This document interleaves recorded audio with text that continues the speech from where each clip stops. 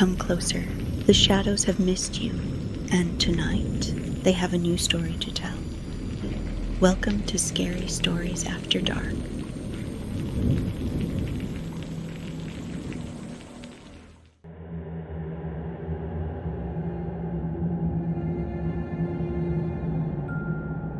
The grocery store was empty. Just humming freezers, the buzz of flickering lights, and Devon Marsh pushing a broom through the candy aisle. It was October 28th in Fright Hollow, and every shelf screamed Halloween. Pumpkin candy buckets, skeleton masks, sour gummies shaped like eyeballs. Devon hated closing shift. The silence always felt heavier this close to Halloween, like the decorations were waiting for him to look away. He dragged the broom through a sticky puddle of spilled caramel sauce, muttering under his breath. Crinkle. He froze. Looked up. Nothing. Just the candy rack shifting. A half-opened bag of chocolate rolled off the shelf. Crinkle. Louder now, like someone crumpling a whole fistful of wrappers in the dark. Devon's throat went dry. Store's closed, man. You gotta go. A shape moved at the far end of the aisle. At first it looked like some guy in a cheap Halloween costume, pumpkin print surgical smock, a cracked mask strapped too tight, headlamp flickering like a jack-o'-lantern grin. But when the man stepped forward, Devon saw the smock was stiff with stains. His gloves glistened, dripping, and in one hand, gleaming under the buzzing fluorescent light, was a scalpel shaped like a candy cane. "Hey!" Devon's voice cracked. He gripped the broom tighter. The thing tilted its head. Sticky caramel hissed from behind its mask, bubbling and popping like boiling sugar. Then, without a sound, it moved. It was fast, too fast. The broom clattered to the floor. Devon tried to run but slipped on the caramel puddle, crashing to his knees. A gloved hand clamped his jaw open, the smell of burnt sugar filling his nose, making his eyes water. Crinkle. Devon screamed, but the sound was smothered by candy wrappers, forced into his mouth, jammed down his throat until he choked. The last thing he saw was the headlamp beam quivering above him, scalpel flashing, then a splash of molten caramel seared across his face. The lights flickered, hummed, and went dark. By morning, when the store reopened, Devon wasn't missing. He was standing in the aisle, re-stitched into something wrong. His arms were bent backward like broken candy canes, his jaw stapled shut with licorice string. A sticky trail of caramel led straight out the automatic doors into the October dawn. Autumn shoved another quarter into the vending machine and slammed the button like it had personally wronged her. The machine whirred, clanked, and spat out a paper cup of sludge so dark it looked like oil. "Breakfast of champions," she muttered, lifting it like a toast. Mike stretched across the booth, hair sticking up in a dozen chaotic directions. "Pretty sure that's motor oil. Drink it and you'll start coughing exhaust fumes." Autumn sipped, grimaced, and shot back. "Better than you ordering hot chocolate like a 5-year-old last night. Real manly, Mike. Big horror fan, terrified of coffee." Ezra snorted from behind his thick glasses. He's not wrong. If Freddy Krueger offered him espresso, he'd cry. "Shut up, Ezra. At least I don't quote every horror movie like it's gospel." Mike leaned over and plucked the magazine out of his hands. "You know what happens to the nerd in Act 1? Dead. Always dead." "Correction," Ezra said with a smirk. "The nerd dies in Act 2. The funny guy goes first."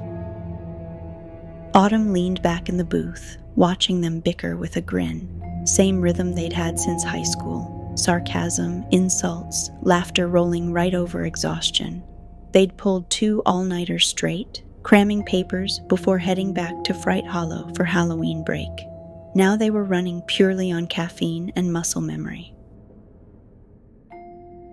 Outside the diner window, the town looked the same as it always had this time of year. Pumpkin displays on porches, scarecrows with floppy hats, strings of orange lights wrapped around telephone poles. Fright Hollow was sleepy, sure, but it went all out for Halloween. That was the thing they all loved about it. The whole place felt like one big horror movie set. Mike tapped his cup against Autumn's. Here's to surviving another Halloween in this dump. Ezra raised his own mug. And here's to the legend returning, Candy Surgeon 2025 edition. They laughed, but Autumn noticed the way the waitress froze when Ezra said the name. Just for a second, her hand tightening around the coffee pot, eyes flicking to the window like something might be watching. Autumn filed it away, because in Fright Hollow, even jokes had teeth. The sirens wailed down Main Street, slicing through the sleepy October morning. Autumn, Mike, and Ezra pressed against the diner window as a sheriff's cruiser tore past, followed by an ambulance. "Welcome home," Mike muttered, dunking a cold fry into his coffee just to annoy Autumn. She swatted his hand. "That's disgusting. And seriously, sirens in Fright Hollow? Somebody's tractor probably tipped." But Ezra's eyes stayed glued to the flashing lights disappearing toward Holloway's market. "That's not farm country. That's downtown grocery store." The waitress returned, pale and shaking, setting the coffee pot down too hard. Coffee sloshed. She forced a smile, but her lips trembled. "You kids, stay inside after dark this week," she said, voice low.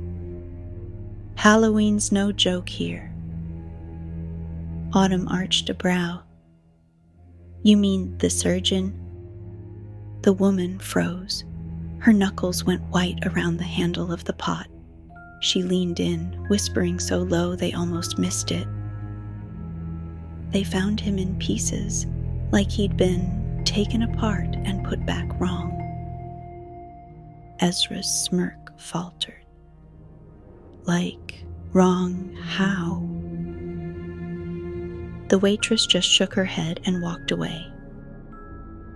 Moments later, a man rushed into the diner, face pale, shirt half buttoned. Everyone turned. "They shut the store down," he gasped. "Devin Marsh is... Christ, I don't even know what he is anymore." Autumn exchanged a look with Mike and Ezra. Their banter dried up. Outside, another cruiser screeched past, tires squealing. On the pavement behind it for half a second, Autumn swore she saw something smeared across the asphalt.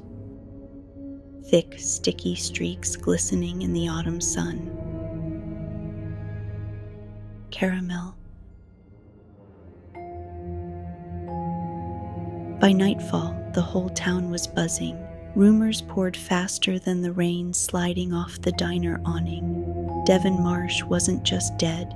He was standing when they found him, stitched like a rag doll, eyes sewn shut with licorice string. The sheriff had cleared Main Street, but Fright Hollow didn't sleep easy. Porch lights burned past midnight. Pumpkins sagged on doorsteps, their carved grins suddenly sinister. Autumn, Mike, and Ezra walked home together, their laughter forced now, the jokes thin. The street lamps flickered, and every dark yard felt like it was holding its breath. "Okay," Mike said, voice a notch too loud.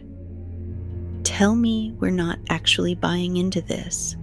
Legends don't come crawling out of candy aisles." Ezra shoved his hands in his hoodie pocket. Explain the caramel trail then.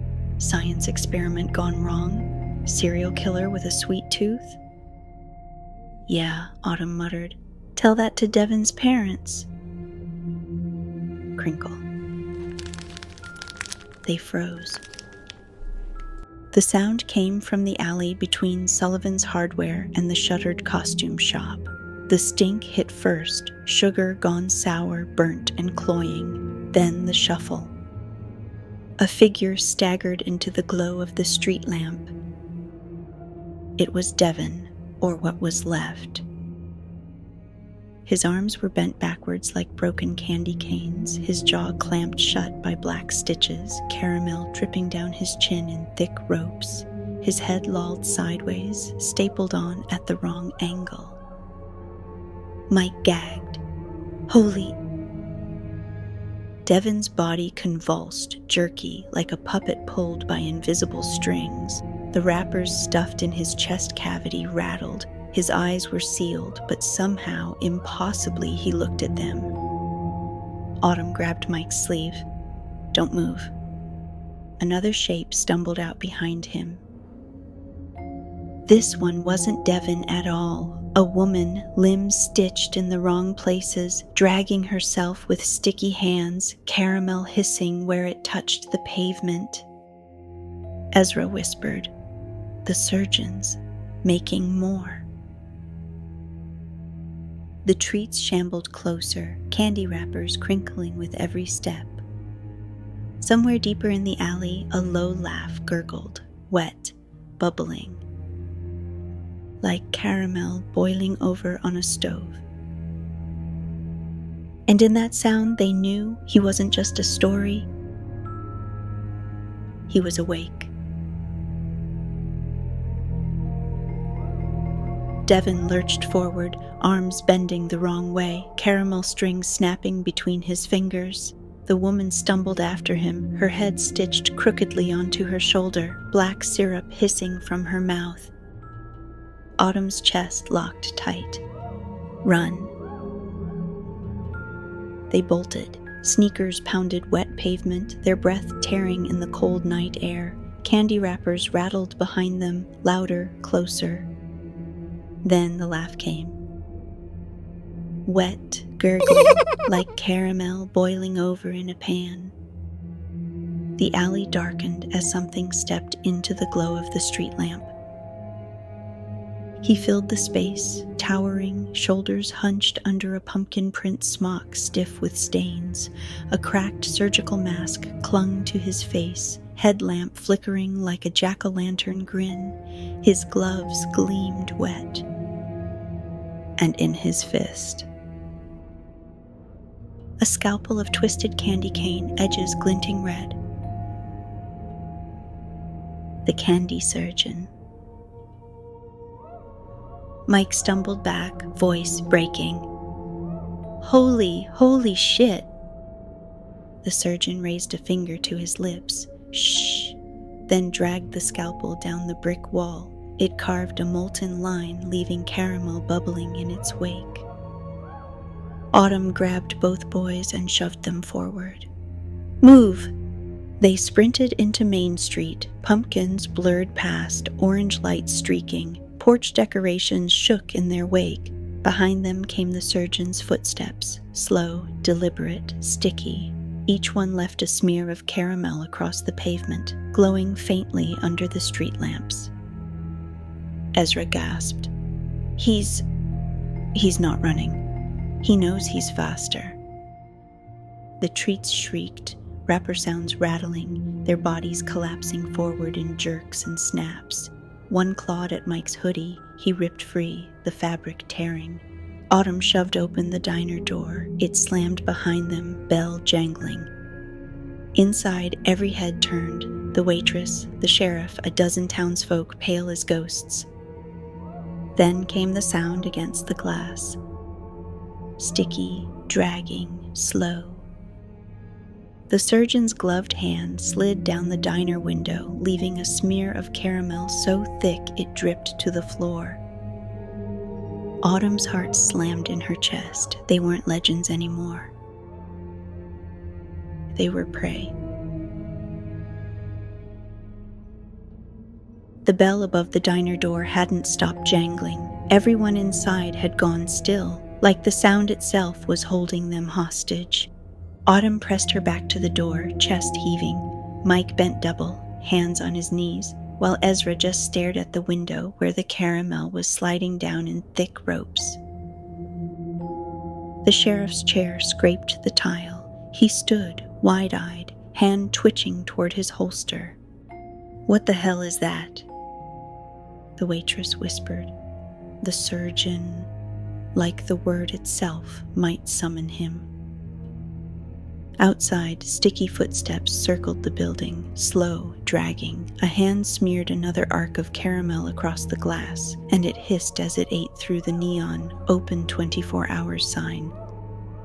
The O flickered out. In the corner booth, old Mrs. Haverstock clutched her rosary, mumbling prayers. The grumpy mechanic from the gas station cursed under his breath, fists trembling around a coffee cup. A teen server stood frozen with a tray, jaw slack. Crinkle. The sound came from under the door, candy wrappers shoved through the crack, slithering across the linoleum like insects. "Jesus Christ," Mike hissed, stomping one. Sticky caramel burst across his sneaker. "It's alive." The wrappers multiplied, rattling and twitching, dragging themselves toward the booths.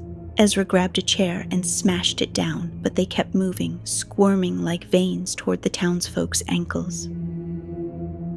Then the glass beside the door spidered, a single scalpel point poked through, gleaming red. The sheriff drew, hand shaking. "Stay back, all of you." A shadow passed the window. The headlamp beam flickered, on, off, on, until it landed square on Autumn. Her stomach turned cold. He was staring right at her. The waitress screamed. Something yanked her straight off her feet, an arm punching through the glass, gloved fingers wrapping around her throat. Caramel hissed as it dripped onto her uniform, burning holes through the fabric. She kicked, tray clattering, until she vanished through the shattered pane. Her scream cut off. Then silence. Only the sound of bubbling caramel outside. Autumn grabbed Ezra's sleeve. "We have to get out." Mike shook his head, pale as bone. Out there with him? No way. Another shadow moved past the window. The treats, Devin's broken body slamming sticky palms against the glass, jaw wired shut, wrappers rattling in his chest. Behind him, more shapes. Stitched wrong, dragging, caramel dripping in trails across the blacktop. They weren't alone in the diner anymore. They were surrounded. The diner windows exploded inward. Shards of glass and caramel rained down like shrapnel. The sticky wrappers swarmed across the floor in a hiss of cellophane, climbing table legs, wrapping ankles, dragging the screaming townsfolk to the ground. Autumn grabbed Mike's arm and yanked him back just as one of the surgeon's treats crashed through the window. It landed in a crouch, limbs bending the wrong way, its jaw clamped shut by black stitches. Caramel dripped from the seams in its neck like molten wax. The sheriff fired. The bullet punched through its chest and did nothing.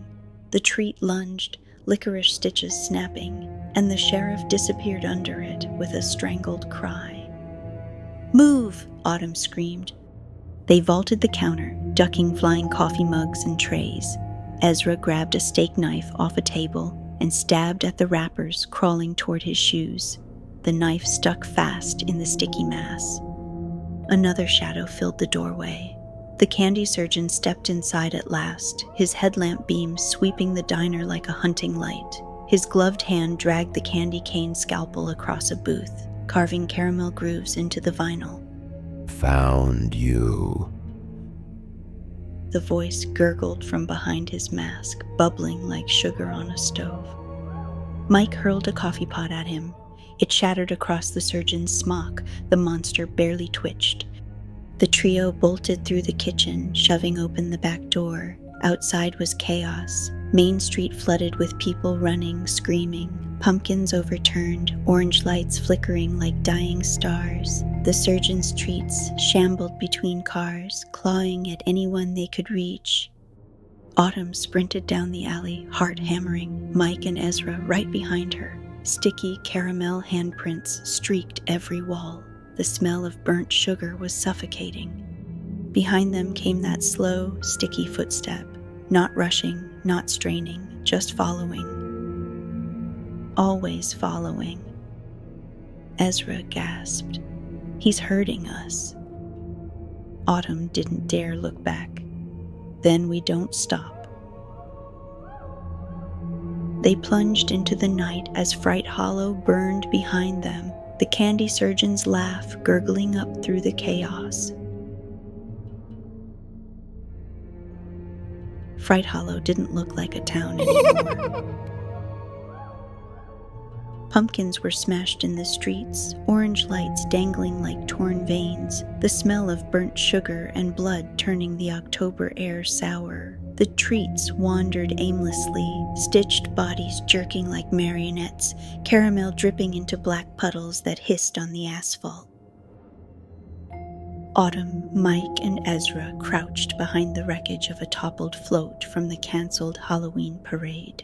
A giant papier-mâché jack-o'-lantern split open like a skull, their lungs burned, clothes sticky with caramel. They'd been running for hours. "Tell me we've got a plan," Mike rasped. Autumn's fingers tightened around a length of iron pipe she'd torn off the float. "Plans don't die." Ezra laughed hollow. Classic slasher plan. A sound cut him off. Slow, deliberate, sticky, footsteps getting closer. Through the flickering pumpkin lights he came, taller than they remembered, smock black with new stains, headlamp beams sweeping the dark like a lighthouse. In one gloved hand he dragged his candy cane scalpel across the pavement, sparks flying. The sticky prints behind him glowed faintly, caramel bubbling like lava. 3 left. The gurgling voice hissed from behind the mask. Autumn's heart jackhammered. "On my mark," she whispered. We moved together. The surgeon stepped into the open, tilting his head like a curious child. All around them, his treats began to converge, wrappers rattling in a chorus of cellophane. Autumn swung first. The iron pipe cracked across his mask with a wet pop. Caramel sprayed. Mike hurled a flare from the float. It burst against the surgeon's chest, flames licking up the sticky smock. Ezra shoved a can of lighter fluid at Autumn and sparked it with his last match. The candy surgeon went up in a column of sticky fire, caramel bubbling, treats shrieking as the flames caught them too. For a moment, the street was a burning nightmare of sugar and stitches. But he didn't scream. He walked forward, burning headlamp beam cutting through the smoke. The scalpel rose. "Run!" Autumn shrieked. They bolted through the smoke, ducking between burning floats and collapsing decorations. Behind them the surgeon stumbled, flames clinging, caramel sizzling, but his footsteps never stopped. At the edge of town they dove into an abandoned cornfield, collapsing under a canopy of dying stalks. The screams and the sticky footsteps faded. Only silence and the smell of scorched sugar remained. Mike coughed, eyes wet. Did we kill him? Autumn stared at the horizon. In the distance, beyond the haze, a single porch light flickered, and then, faint, unmistakable, the crinkle of a candy wrapper. She shook her head. He's still out there. The 3 of them sat in the dark, clutching each other while Fright Hollow smoldered. Halloween night wasn't over. The candy surgeon would rise again. And next time, he wouldn't be hunting just the town. Epilogue. 3 days later, the town tried to pretend. Pumpkins were cleared from streets, police tape cut down, and every official swore Fright Hollow was safe again. But on the outskirts, where the cornfield met the highway, a road worker leaned on his shovel, wiping sweat from his brow. He paused when he heard it. Crinkle. A single candy wrapper drifted across the pavement, carried on no wind. The worker frowned, bent to pick it up, then froze. Sticky caramel smeared his glove, burning cold. From the ditch, something laughed, low, bubbling. The wrapper in his hand writhed. The candy surgeon wasn't gone. He was hungry. And Halloween was tomorrow.